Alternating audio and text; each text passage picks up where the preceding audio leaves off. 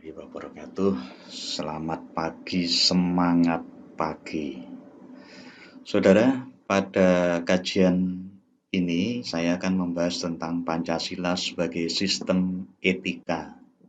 Nah, kajian ini akan dibagi menjadi beberapa sub. Yang pertama adalah tentang konsep dan urgensi. Yang kedua adalah tentang alasan diperlukan. Berikutnya sumber, baik historis, sosiologis maupun politis, kemudian dinamika dan tantangan. Sedangkan yang terakhir nanti adalah simpulannya.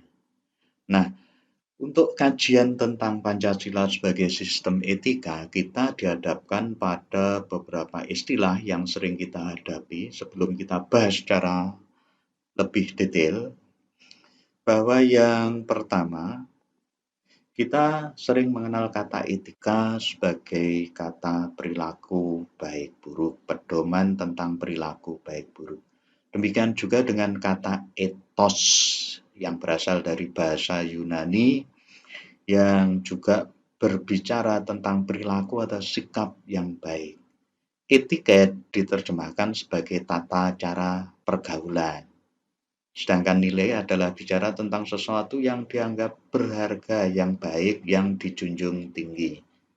Sedangkan sistem etika adalah bagaimana ketika aturan perilaku hidup baik di masyarakat itu disusun dalam sebuah sistem.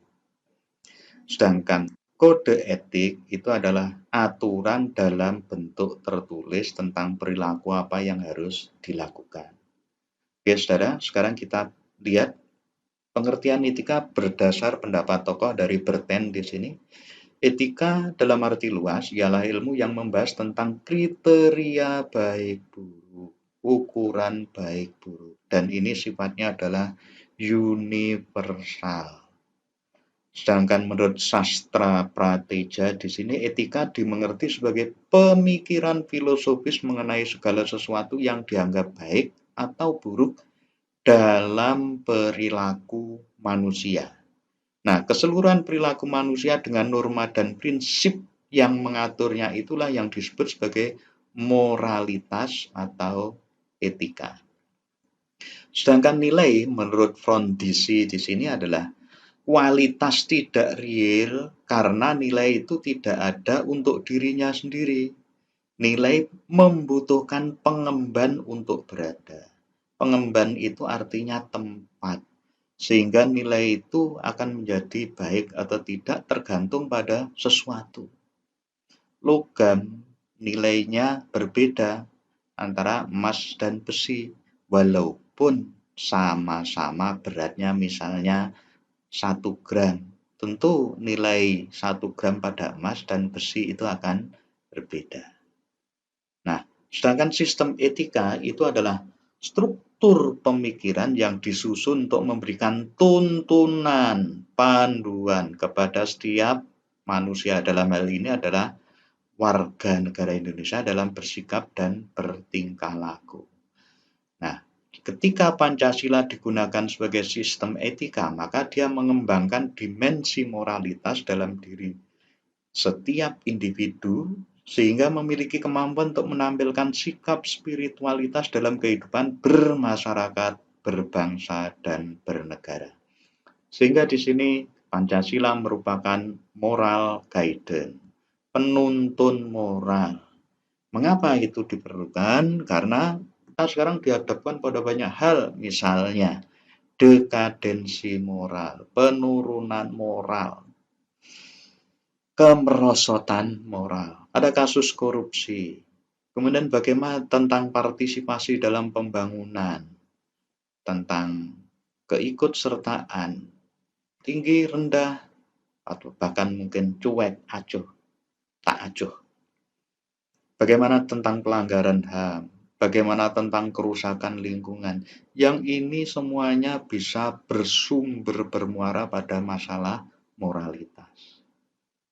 Nah, sekarang kita coba lihat sumber historis, sosiologis, dan politis. Dalam kehidupan bernegara, pada masa Orde Lama, bahwa Pancasila diletakkan sebagai filosofi Grundslag Weltanschauung, ideologi negara, belum secara istilahnya belum secara tegas dinyatakan sebagai sistem etis.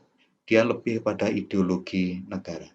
Sedangkan pada masa Orde Baru dituangkan dalam P4, Pedoman Penghayatan dan Pengamalan Pancasila, yang berupa tuntunan bagaimana perilaku hidup warga negara dalam mengamalkan Pancasila.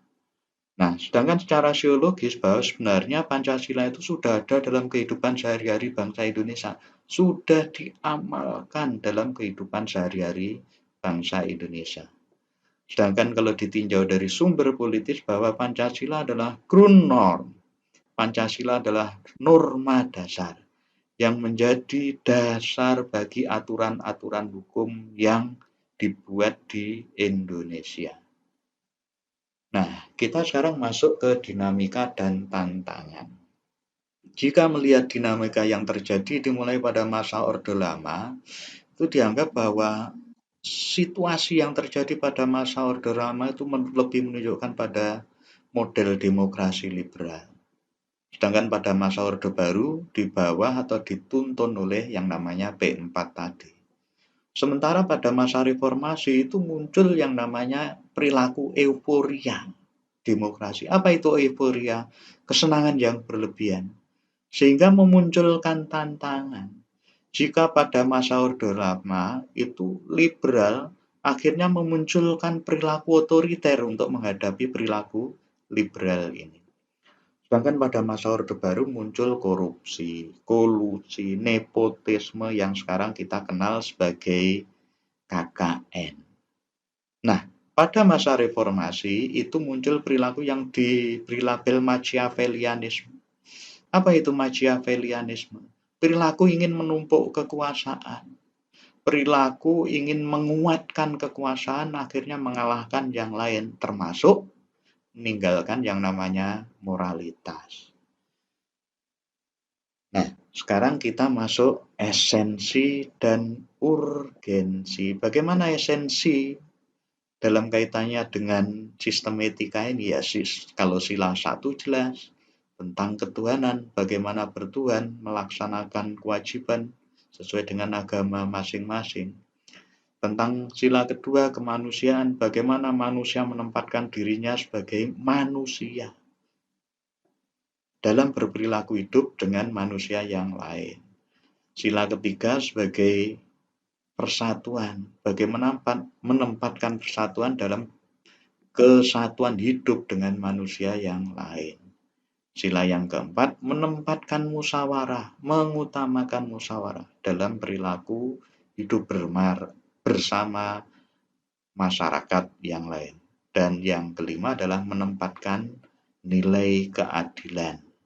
Sila kelima, menempatkan keadilan dalam perilaku hidup dengan manusia yang lain. Sehingga dengan demikian ditinjau dari sisi urgensi, maka Pancasila bisa digunakan sebagai sumber moral, sumber orientasi perilaku. Termasuk nanti jelas akan menjadi sumber analisis kebijakan bagi pengambil keputusan. Dan dalam skala yang lebih luas dalam perilaku hidup, Pancasila sebagai penyaring pluralitas. Mengapa harus demikian? Ingat bahwa bangsa Indonesia adalah bangsa yang terdiri dari banyak suku bangsa.